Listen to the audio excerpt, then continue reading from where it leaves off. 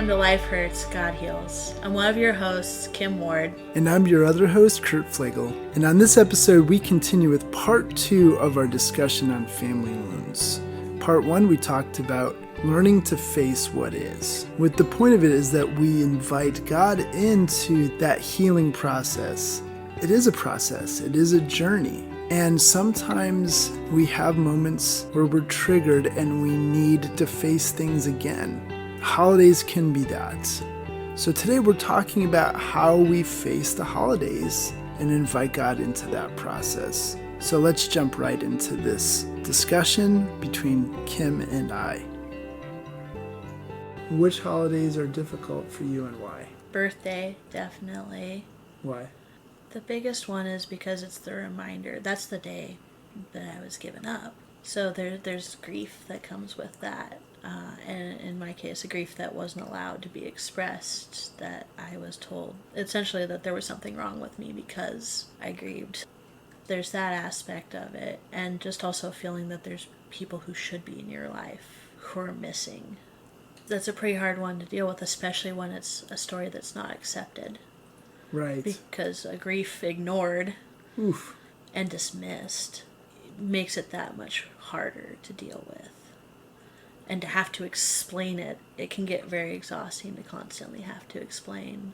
I love that you want to celebrate my birthday. I love that you want to be there for me. Understand, no matter how much I love that, there's a part of me that really hates my birthday and doesn't necessarily want to make a huge deal out of it. For me, it's enough to hang out and play games and, just have a few people I care about around because that's comfortable. But the idea of a surprise party or something like that is just, that's more people I have to pretend I'm okay with when I'm probably not okay completely. But I also don't want to hurt your feelings because you made an effort to show that you care about me on this day. So it's a day where the not being known and understood is also at the forefront. Not being accepted for the fullness of your emotional range, which is who you are and the things you're dealing with. So there's a sense of not being accepted for who you are and what is. Being able to do both. We celebrate, we grieve. Yeah. And having people want to fix it is extremely exhausting, frustrating, and just leaves you feeling more heartbroken. Because, grief and healing happen, but there's a certain amount of grief that is good to still have. And it doesn't mean that I don't appreciate everything that God has done. Right. That I'm not thankful, although admittedly that's the word that people who are adopted tend to cringe at because of the way it's been used as a weapon against us. But it's a both and that doesn't make a lot of people very comfortable. So figuring out ways to do that is a little bit difficult. And because it winds up not just being that day, oftentimes you just wind up more sensitive and emotional for... depends on the year. Sometimes only a week before and after. Sometimes the whole month or two. Yeah. Especially as you're anticipating, right? That it's coming.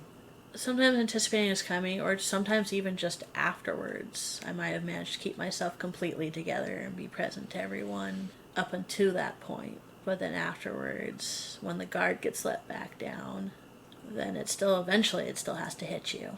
Yes. Okay, going back though, you said being thankful was used as a weapon. Will you briefly clarify that? Sure. Those of us who are adopted, and obviously I can't speak for everyone because there are still those who are in different places on their journey. Some of the things that we're told are things that I would hope you wouldn't tell to someone you love or someone who was grieving. One of the big ones is you should just be grateful you weren't aborted. You should just be thankful to be alive. You should just be thankful someone wanted you. Those are very hurtful, very wounding things to receive because essentially it means you weren't valuable. Right. Or your emotions aren't legitimate. Yeah, and that's the other side of it. And it's just used as a weapon over and over again to the point where it can be very hard to say you're grateful for something because there's a sense of, well, I wasn't worth it, so I should just be grateful for anything I get. Obviously, I've talked about that a bit, and yeah, I have struggled with that, putting up with things from other people that I probably shouldn't have because I didn't feel like I deserved any better. And that's a very typical story for a lot of those who were adopted, especially, unfortunately, those of us who were adopted into Christian families, because of how adoption has been viewed in the church and how it hasn't been taken into context in terms of when, it talks about being adopted into God's family. It's very different than modern day adoption. Right. In the ancient Roman Empire, adoption was a very different deal. Yeah. Often it was an adoption of an adult. Right. There was choice involved. That makes a huge difference. Out of everyone in the adoption triad, as we call it, adoptees are the only ones who weren't given a choice in the matter. It makes us a little oversensitive when our choices get taken away later. I remember trying to explain missing my mom. I made it very clear that I still loved, my adoptive mother. She was in the room. And that was immediately what I was hit with was, you just should be grateful you weren't aborted. You should just be grateful you were wanted by someone. You should just be grateful that you got to know God. And even then part of me wanted to go, do you really think God was that small? That if I had stayed with my first family that he wouldn't have pursued me just as much? Like, that's some false thinking there. Mm-hmm. I mean, honestly, I see what this very same adoption did to my sister, and how the wounding from that mixed with the trauma of our upbringing has caused her to run so far from God. And that even when she's come back, she still hasn't been able to fully surrender because it's such a huge wrestling match for a lot of us. And I see it online. I'm in a lot of adoptee blogs. It's just like, how could a good God allow such wounding to someone who didn't have a choice in the matter? Mm. Unfortunately, I think the latest stats that when we were talking about blogs is something about more than 75% of adopted kids who grow up in Christian homes walk away from the faith because they can't reconcile the wounds that they have received with God and with the church, and unfortunately with some of the language we use in the church on a regular basis, a lot of them feel unheard and unsafe. I want to touch back on that because I want to hear how you would answer that, because obviously here you sit, and though you still wrestle, you wrestle with God, not run from him, right? Which is what we're supposed to do, what I say suppose, what we are invited to do, right? That's why Jacob in the Old Testament, when he wrestled with God over his fears that his brother was coming to kill him, he was renamed from Jacob, which means, roughly, loosely translated, he who deceives or he who manipulates, to he who wrestles with God, which is the word Israel, renamed Israel. So I want to come back to that and get your experiences, and obviously different. You're not one who's walked away. Why? We'll get there. Yeah. However, I do want to cover the other holidays before we round back around to that. Yeah, so that's fair. What are the other ones that you have difficulty with? Mother's Day. As we're going into Mother's Day weekend. Yeah. As we record this. Yeah. That one can be rough. Most Mother's Day cards, quite frankly, I have a very hard time finding a Mother's Day card that feels nice, but also honest, because it tends to be about how amazing and wonderful and perfect and all this stuff that the mom is, and I don't want to hurt my mother, and it's not that I don't love her, but that also hasn't been a lot of my experience with her, my adoptive mother. So that makes it complicated, because on the one hand I love her, on the other hand the majority of some of my biggest wounds and struggles have come from the relationship that we had. And it's been cool to see God do all this healing work in the last few years in our relationship. It still doesn't erase everything that I went through as a kid and how unsafe the house felt. So a day celebrating moms. I mean, honestly, it's like, hey, I got abandoned by my birth mom. I mean, you can say chose a better life. You can put whatever beautiful spin you want on it, and people do. But the truth is, in the end, she chose not to fight to keep me. She could have.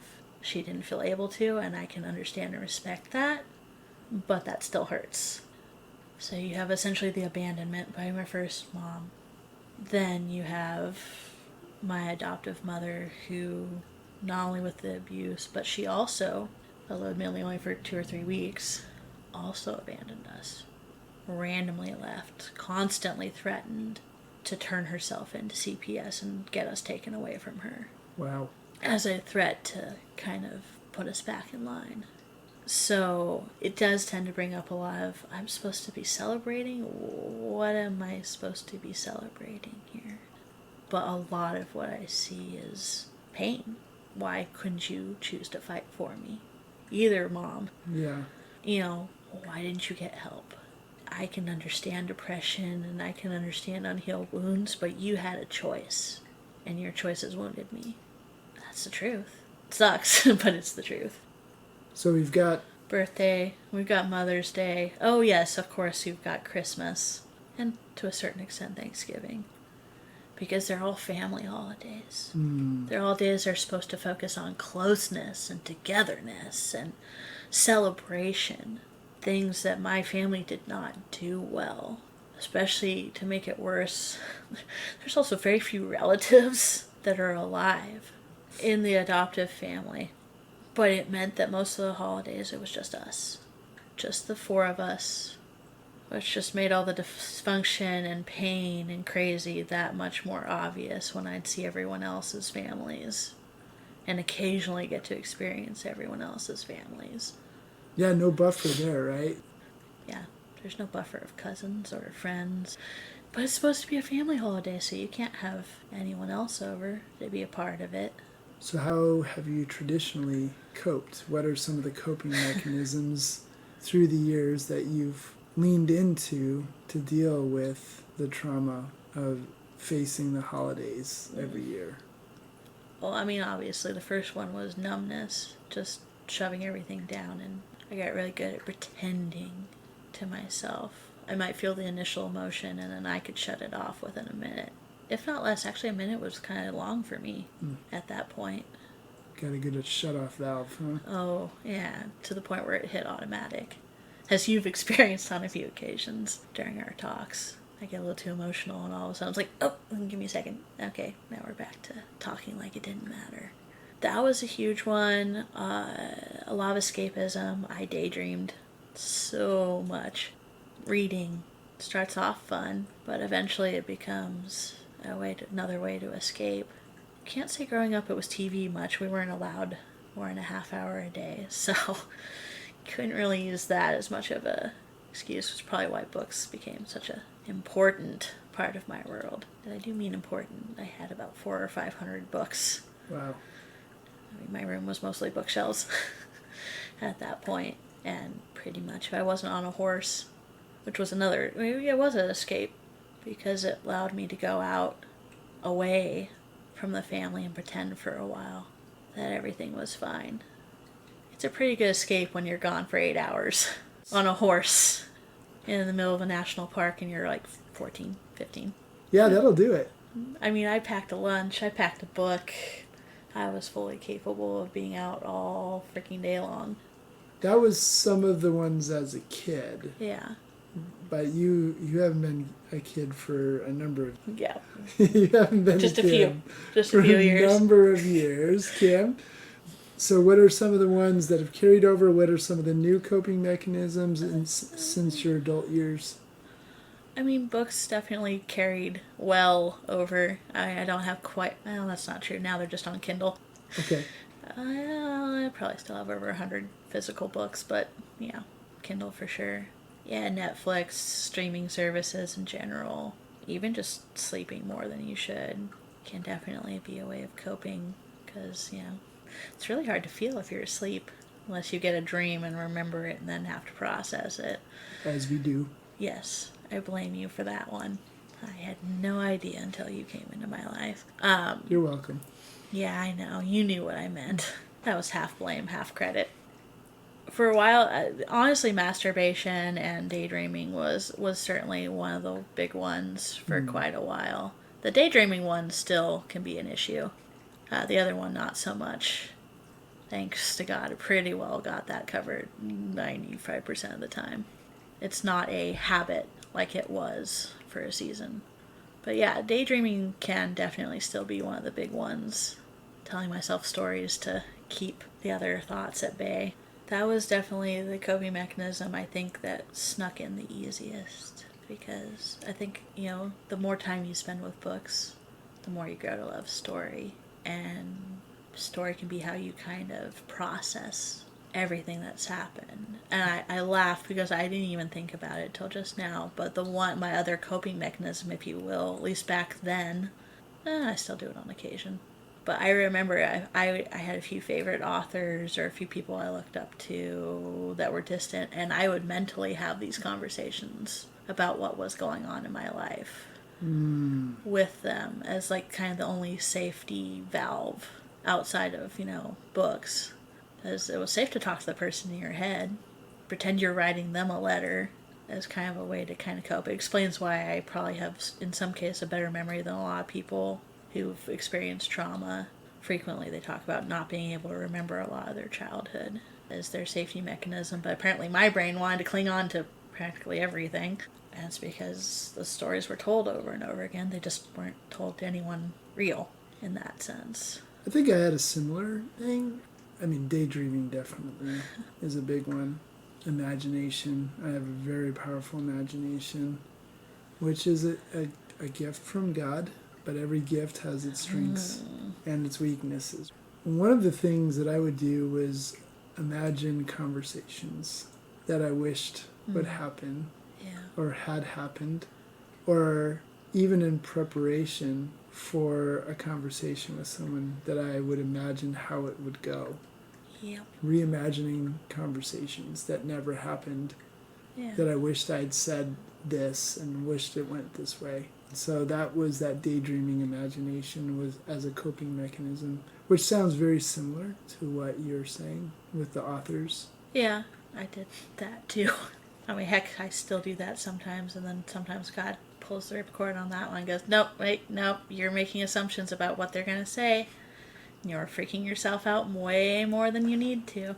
Yes, which keeps us from being present to what God is doing in us and around us now, and we lose awareness. We tend to get into The Secret Life of Walter Mitty, if you've ever seen that movie or read that book. He was so busy in his imagination, he missed life happening all around him and missed some pretty important key things for being moved forward in his life, which is what that does. Like I said, every gift from God has a strength and a weakness and imagination. The strength is great storytellers, songwriters, artists have a great imagination. The downside, the weakness that we need to be aware of is that we can lose awareness of being present to God and to ourselves and to other people in the present.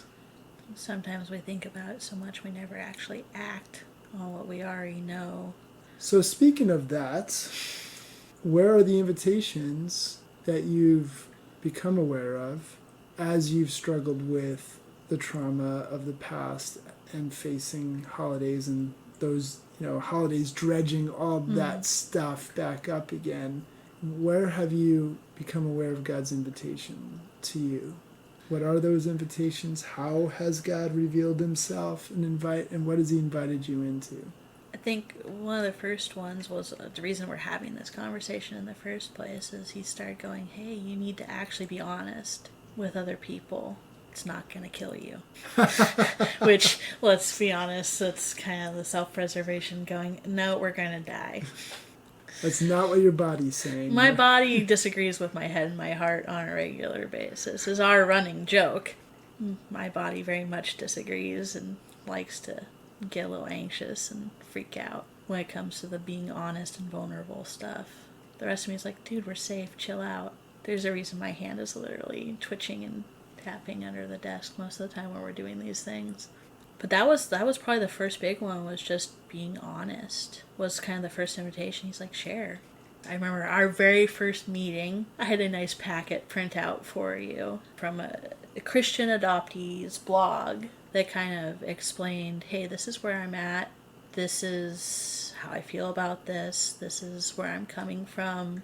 You need to read this so I don't have to keep explaining this over and over again.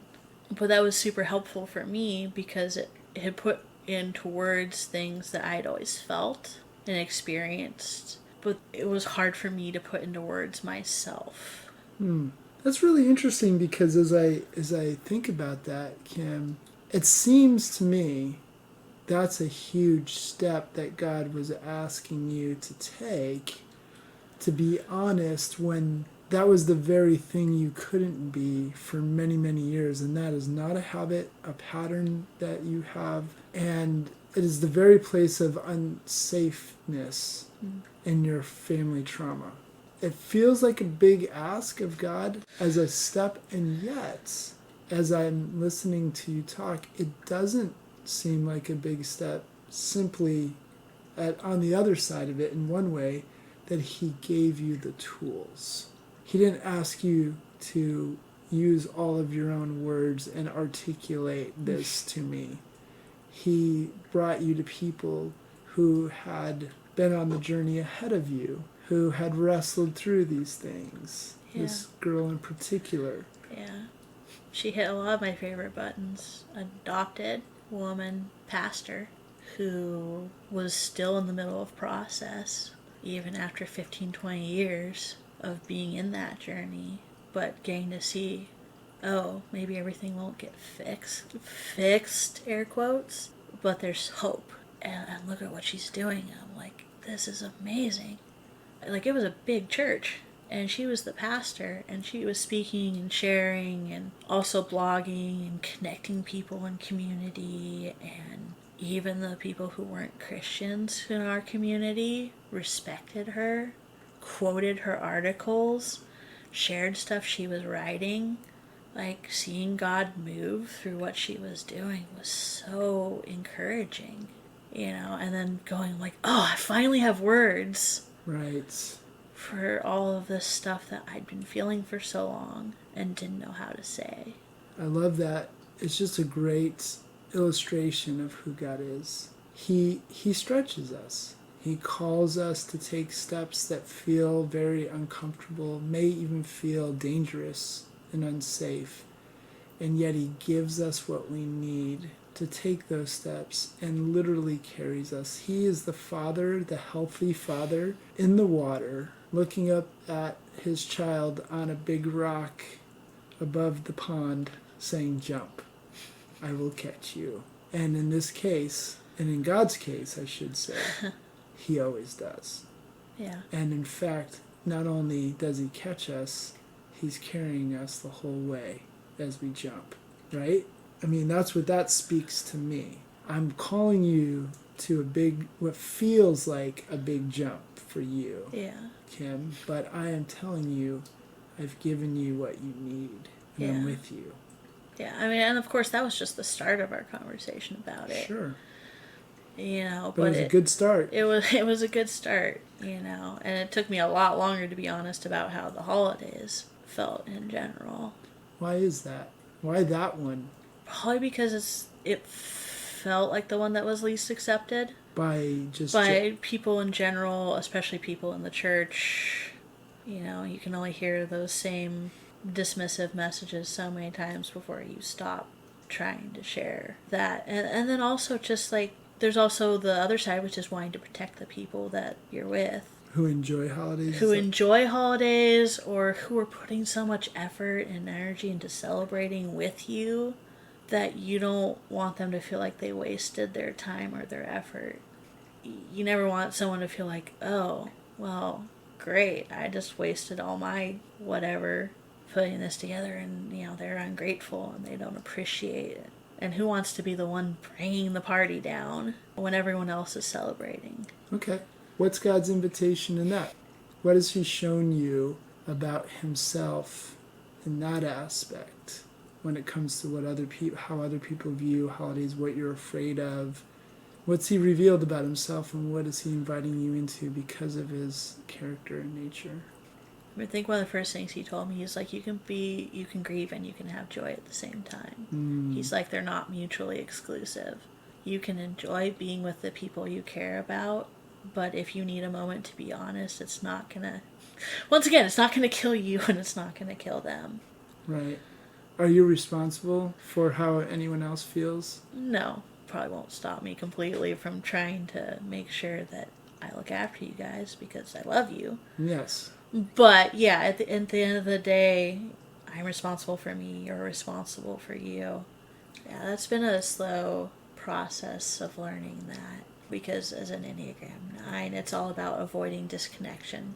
Anything that might make someone else leave you, so that's a hard habit to break since it's deeply ingrained. But I think the invitation has just been take it slow, which is also not my strong suit. Ironically, for someone who's slow to change in so many ways, there's also that part of me that wants change right away, on my terms at least. So it's just little things like going like, hey, Kurt, like, birthdays suck for me. I had so many versions of that conversation in my head before I actually had that conversation with you. I don't remember how I reacted. You did fine. Or I should say, I don't remember how I responded. Yeah.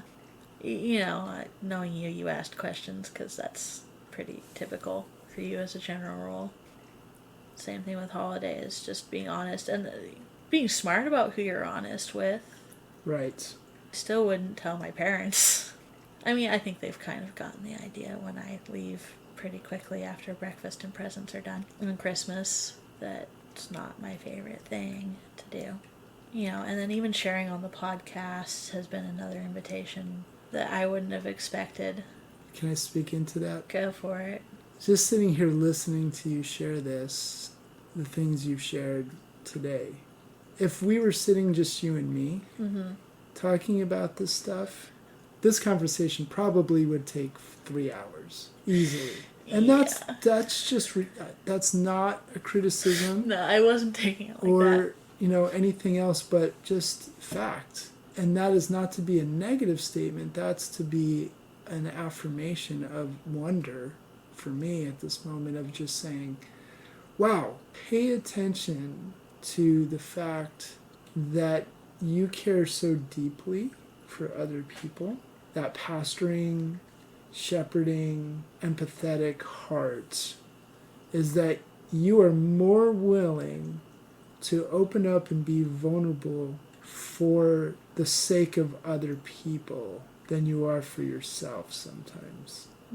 I mean, it's not to say that this hasn't been easy for you, but the risk you take, in opening up and sharing the things you've already shared. God has wired you that you are finding healing even as you speak healing for other people. It's like that old saying, those who teach are twice taught, And so that's part of God's invitation, to give of yourself. And here's a reality that you're revealing, a God reality, that when we give ourselves away, God meets us in that place and gives us back more than we could ever give away. As you speak healing and you give that and you give yourself over to other people and vulnerably share your story, you have literally opened your hands to receive, right? As you open your hands to give to others of yourself, you open your hands to receive even more back from God. This is true of my life. The principle that I live by in many ways is you can't outgive God. And even here in doing this comes more easily to you because there's other people involved, and that's to be honored. And that's something that God has done. He's using your pain to bring healing to others, and in so doing, healing you in the process. That's what it means to serve. And those who don't serve, those who don't give themselves away, miss out. Jesus said Those who seek to hold on to their lives will lose them. But those who give themselves away, those who lose their lives for my sake, they will gain them. And gain them, I would say, even more so, the fullness of life. That's what I see in this, Kim. So this feels like a good place. Speaking of which, I'm sure there's more of the story, but this just feels like a good place to say, speaking of pouring yourself out for others, will you pray for those listening who, like you, struggle with holidays, struggle with trauma in the holidays?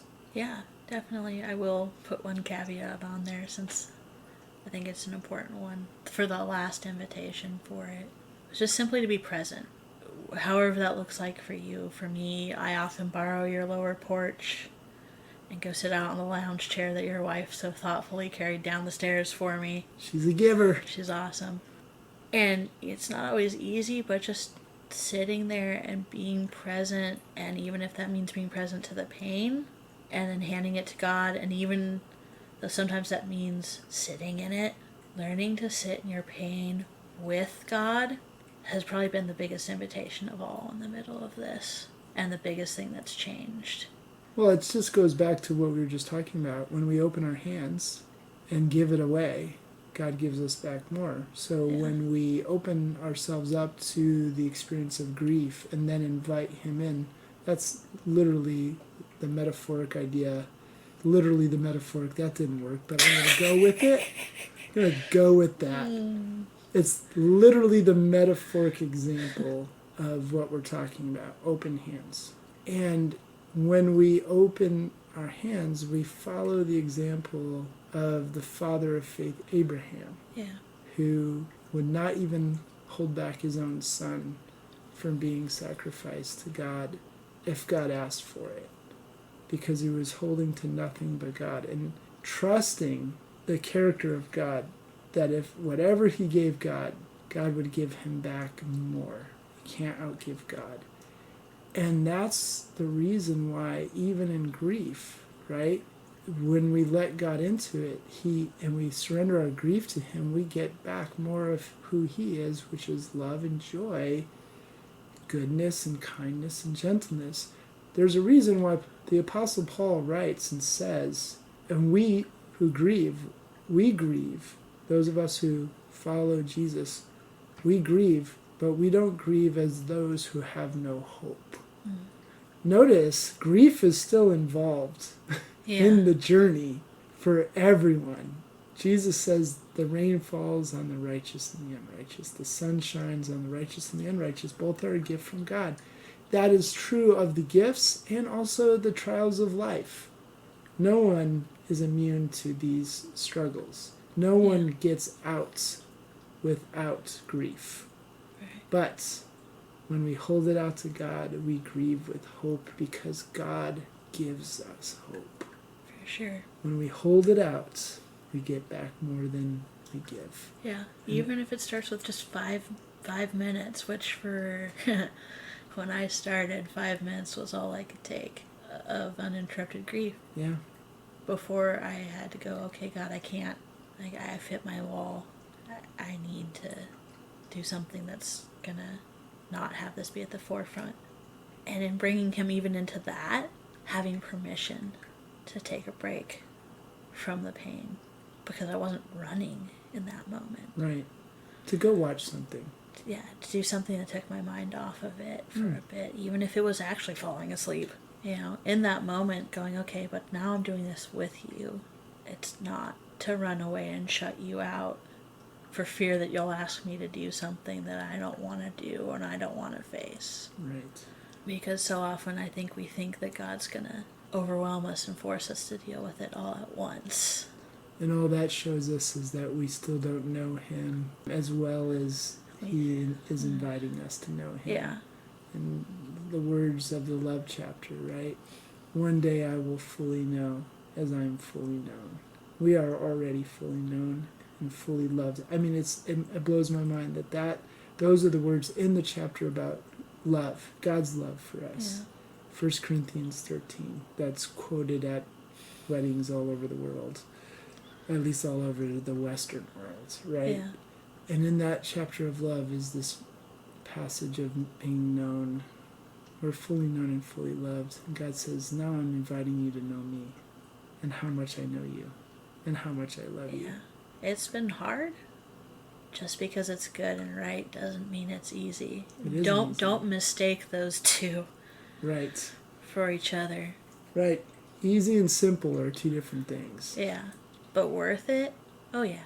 Yeah. Even in the middle of right now where I'm in a season where I'm wrestling a ton. And honestly, I'm hurting. As we come on to Mother's Day, as we deal with all the wounds that have been brought up lately, it hurts. I'd be lying if I said it didn't. But he's been so faithful in the middle of it to show up and to bring people around me who are like, okay, we're here. We're not leaving. Even if I need to hear that about another 1,000 times before I might possibly believe it. Well, that's true. Because your background is being left and abandoned. Yeah. Profoundly so. So that's what's great about God is he has two commandments. And I say this, not what God says, but the commandments he gives, what he commands. The two commands he gives most often in Scripture to humanity is one, do not be afraid. Fear not. Yeah. That's a command. We need it. And the second is like it, don't forget. Because we often forget and get afraid. Yeah. And God's like, hey, there's no need. Don't be afraid, and remember to not be afraid. Hope. Yeah. Remember to hope. And that's more and more what I'm seeing. Doesn't make it an easy season, but it does make a better season than it would be without that hope. Right. Jump off that rock, Kim. He's carrying you. Personally, I prefer swinging out of the treehouse, but hey, that's just where my imagination automatically goes on that one. And God meets you there. Yeah. Would you pray? Yeah, for sure. Dad, thank you that you are a good God. That you are trustworthy, that you are reliable, that you don't change like shifting shadows. You're the same yesterday, today, and forever. And Father, even when we fall short, you never give up on us.